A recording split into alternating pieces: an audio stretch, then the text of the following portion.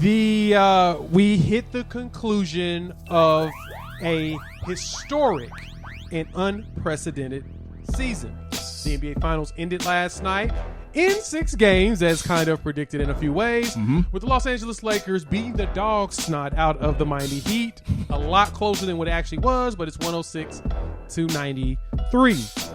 LeBron James walks out there, drops 28 points on a triple-double with 11 rebounds, 10 assists. Anthony Davis at 19. And the Lakers are able to win championship number 17, which ties them with the Boston Celtics. Yes. LeBron gets not only championship number 4, but Finals MVP number 4, yes, which adds to the conversation of the GOAT status. Yes. But the big thing to look at this, even on the opposition, is the heart and resilience and perseverance of Jimmy Buckets, a.k.a. Jimmy Butler. The Heat were not supposed to have this opportunity. They're banged up, beat down. And you can tell after Game 5 how exhausted Jimmy Butler was. So it gave us more of an appreciation of seeing Jimmy Butler out there playing, giving his all, showing that there's no quit in champions. And even though he's not a champion, it gives us an idea that in the future, he may hoist up the Lombardi one day. But Larry O'Brien. I'm sorry, yes. I'm sorry. But he might. He could play. He could. He actually probably could. No, Larry O'Brien. Right. But my point behind all that is that we were treated with a great basketball playoffs, especially in the midst of a pandemic, at a site, a built-in bubble that had 0 positives in the 4 months they were there. Yes. Which is probably the most impressive thing out of the entire situation. So NBA, thank you for giving us this.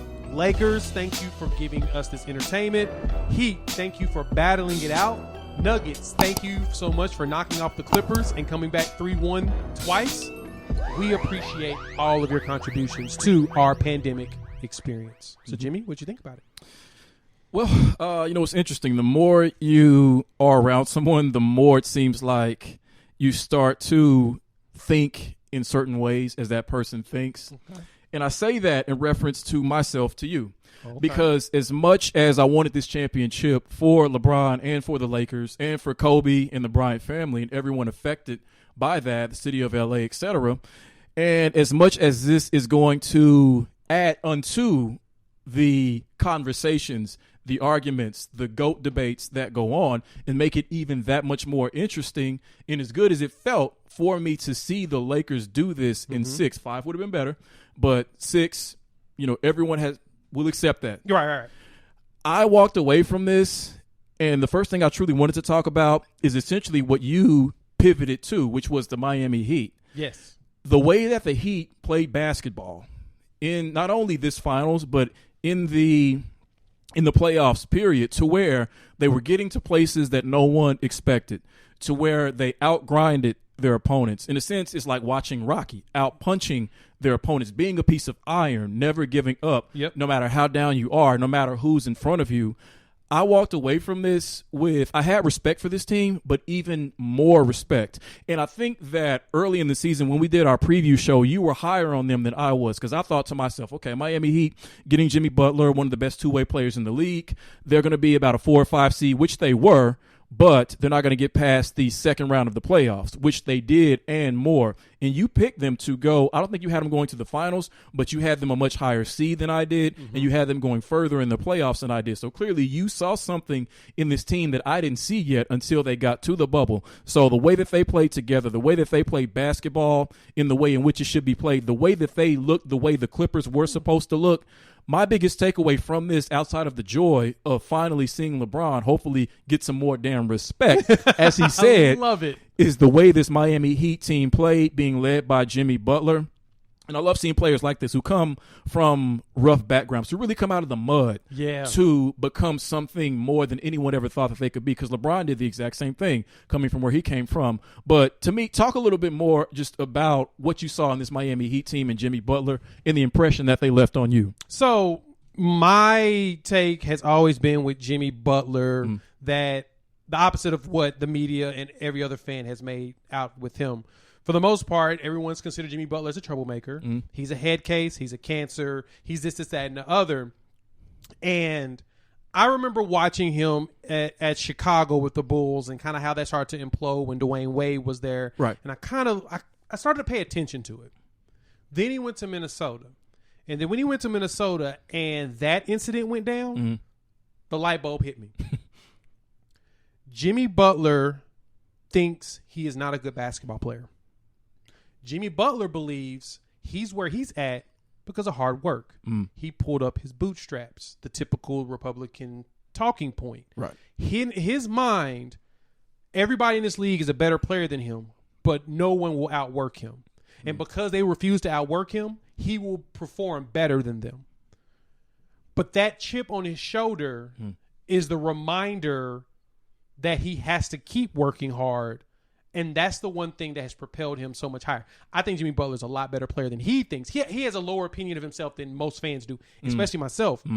But seeing when he transitioned from team to team and then hearing the details about what happened in Minnesota when he basically beat the starters with third stringers and walk-ons. Yeah, he did. and he didn't even put up a single shot and won that. It told me that he is the leader that we need to see more of in the league. And someone mentioned that they see him as the closest thing to a MJ Estique type player, where I can agree with half of that. I agree that his heart and dedication and push is similar is Jordan Estique, but he doesn't have a high opinion of himself to where he would be narcissistic like an MJ is. You know what I'm saying? Right, yeah. So my thing with Jimmy has always been, because he works so damn hard and he pushes his teammates to remind them that, hey, you're better than me because I work so damn hard, you should be able to provide me with the same respect and dignity. And I appreciate that out of a player. And that's the reason why I was high on Miami. When I saw the roster and saw what they had, the one thing that always stood out to me about Miami was Bam Adebayo. He was the X factor. He's the one player. He's probably one of 3 players in this league that's strong enough to take a hit from Giannis and fast enough to keep up to where he's going and also have the ability to wear Giannis down. He's probably one of 3 players that can do it in this league. And when I saw his development, and then you pair Jimmy Butler with Pat Riley, which Jimmy Butler is a Pat Riley guy, I was sold. That told me that if they meet Milwaukee, there's a very good chance they would upset them. The team I thought they would have a biggest problem with was going to be Boston. But Boston ended up being just a bump in the road. So, yeah, that was my thing with Jimmy. That's why I was sold on buckets from his transition, because every team he went to made the playoffs until he left. And then they regressed. That's telling, in my opinion. You know, after Game 5, when he led them to that victory to force a Game 6, how gassed he was, how he could barely walk off the court, you probably had a good idea that, and you did, I give this up to you as well, that in the next game, he wasn't going to have enough in order to do that again, like how you pointed out, I think in our last show, how when he has big games, the following games are usually lesser games, at least in terms of the scoring. Yeah. They're very subpar. And that's just how he's built. His body takes a little bit more in order to get back to that level. So I think that if somehow he had been able to have the same energy level for Game 6 as he did for Game 5, and in the normal playoffs, I think he would have. Yes. Because generally in the finals, you have 3 and 4 days in between games. Then they probably would have forced the Game 7. I think the Lakers still would have edged him out barely, just because I knew this was the Lakers' year and this was LeBron's best chance to win a championship. To me, as the leader of a team, then they would have gave them hell. So it's obvious that, yes, Miami, they have a lot to feel good about. They do need maybe another scorer, but you need a certain type of scorer in order to fit with the Jimmy Butler Miami Heat because of the expectations that he has and because of just the legacy of previous Miami Heat players that have come through there. LeBron having come through there, D-Wade being the quintessential Miami Heat player, and just the style of basketball they played even before that, going back to the Ronnie Cycli days when we were kids, way back then. Yeah. So this team has a lot to feel.